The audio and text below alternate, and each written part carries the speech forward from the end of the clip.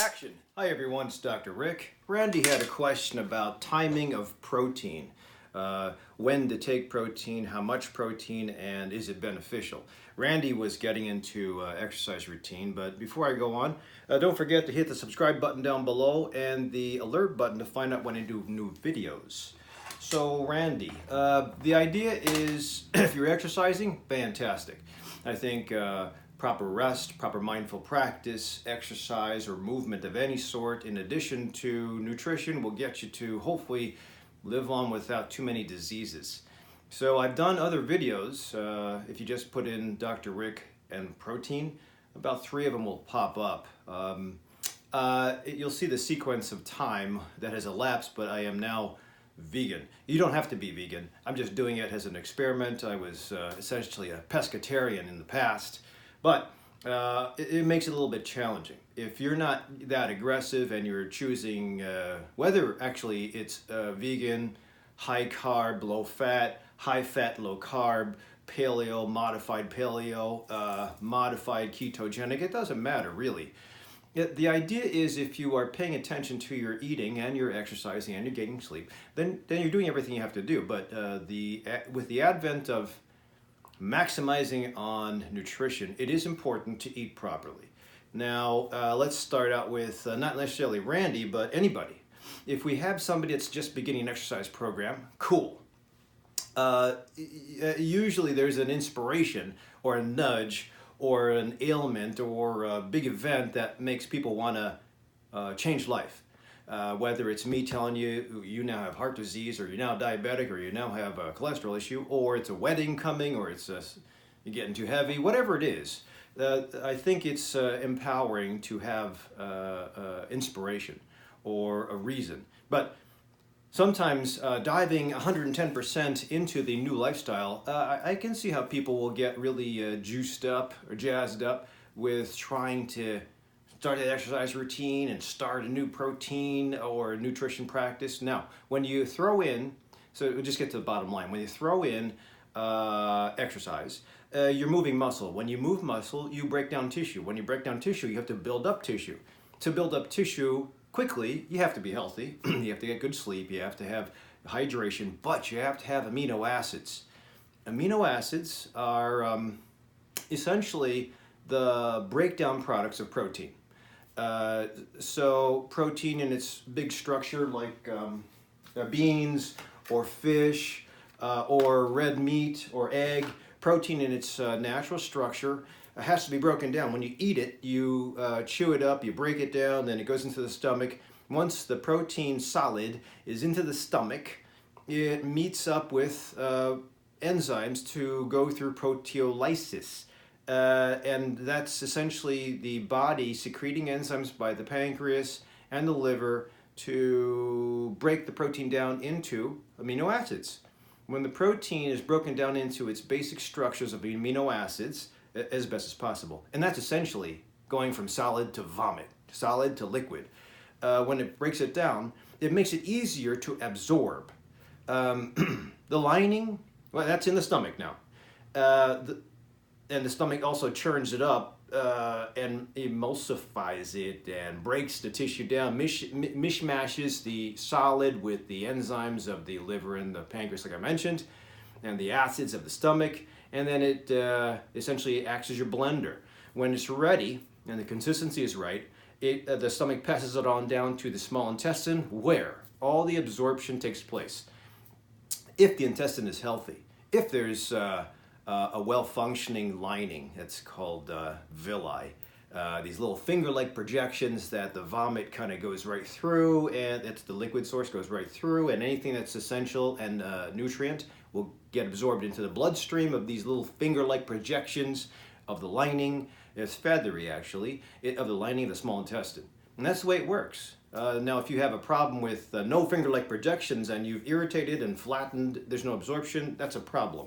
But that's the way it usually works, is you take a solid, you make it a liquid, the liquid gets absorbed in its basic structures, and it goes from the intestinal the intestinal lumen, the center of this tube of intestine, into the bloodstream. And when it gets absorbed into the bloodstream in its basic forms of amino acids, it is shuttled. Those little byproducts, so those little amino acids are shuttled by transports in the bloodstream to wherever it's necessary, whether it's to make hormone, whether it's to supply and repair the microfibers of the muscle that were broken down, or whether it's further used as a fuel source, which is usually not the case, but or stored as adipose tissue. So that's what brings me to my next question is, if you're not exercising enough or you're just beginning an exercise program and you're suddenly dumping all this extra protein source, but you haven't really cleaned up your diet, if your standard American diet, then you have a standard American diet, it's crappy. But you have mostly processed, high omega-6, low fiber kind of American diet, and then you exercise, but you sprinkle protein powder like after an exercise routine, you are not going to be able to change the way the digestive system absorbs that, because it still has to face the crappy stuff, and the digestive system is very smart. So if you're on crappy food, if you're eating too much, or if you're drinking too much alcohol, if you are having too many high fructose corn syrup sodas, and then you just sprinkle protein hits on top of that, the gut is still going to act as the gut. It's still going to think, oh man, this guy is eating crap and there happens to be a new protein. Let's treat that as crap too. So it kind of shuttles. Once it gets into the bloodstream, it'll shuttle it. Even if there is good protein and you pay for something really cool, it'll still shuttle it to the wrong spots, because the gut is still on the defense. So that's why it is important to change around the basic structure of your diet, your whole food diet first. If you change around the whole food diet and you maximize on that, you might be fine. And you hopefully will have enough building blocks just with that to match your entry-level exercise and maximize on your exercise. So you change nutrition, start exercise, maybe manipulate nutrition a little more and hydrate, push exercise. Then at that point in time when you really got the muscles attuned to the breakdown buildup process, then you might want to cut back on or maximize on an athletic diet. And that's when we start measuring. So to come out of the gates to begin an exercise program and then use protein supplement, I think you're wasting time. Randy, I think I'd rather have you take care of deficiencies that I find first. Then you can get into protein. But in the case where we have non-beginners and you have somebody that's exercising, there are other guys out there that have been very good exercisers and they're maximizing on a mostly whole food diet, then that's cool. Then you want the supplement in. So the supplement, as I've pointed out in my other videos, if you want to really max, whether you're vegan or vegetarian or paleo or keto, if you want to max, the gut in 24 hours will probably be maxed out with about 1.6 grams per kilogram of body weight.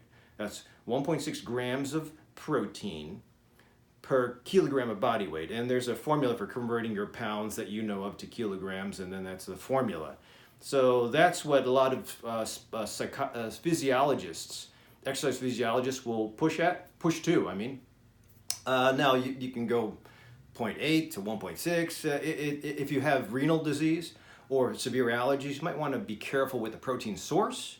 I happen to be pescatarian for the majority of my life and vegan now, but I will go with protein sources that are plant-based. I have pea at home, pea protein, brown rice. Vegan's pretty good, a little pricier, but there's a whole bunch of different options for plant protein. I will tell you that plant protein powders, which is a nice way to just punch a large amount of protein into a small amount of time without stretching your stomach out. They won't carry as much gram per scoop or serving as whey. Whey has probably the most. It's the most available form of powdered protein. Comes from a cow. They kind of scoop it off of cow milk when they're processing it. It gets absorbed pretty quick. It kind of goes out of the bloodstream pretty quick. So it's plentiful. But if you're a vegetarian, vegan, or you have an allergy to cow or dairy products, you might want to steer clear of that. There's also casein. Whey and casein both come from cow, but casein seems to get absorbed as a protein source slower and gets into the bloodstream, or gets released into the bloodstream slower. But again, if you have an allergy, you might want to try avoiding that. That's going to be pricey. So there's several different options. And if you just want to go with steak and or pork and or chicken, turkey, fish, egg, it's totally on you. But bottom line is that you can get your sources. You have to maximize to the point of 1.4 to 1.6, but max to 1.6 and nothing over. The studies don't show any great value over that. In fact, you're probably going to irritate your stomach. And then comes, how do you balance that out with the fats and the carbohydrates in your diet? And that's where the philosophy of you want to go keto depending on your medical conditions, like if you're a diabetic, or if you want to go vegetarian if you have a heart disease problem, or if you want to be picky and you say you are a early cancer patient, you have to be careful. But I would stay away from animal protein in that case.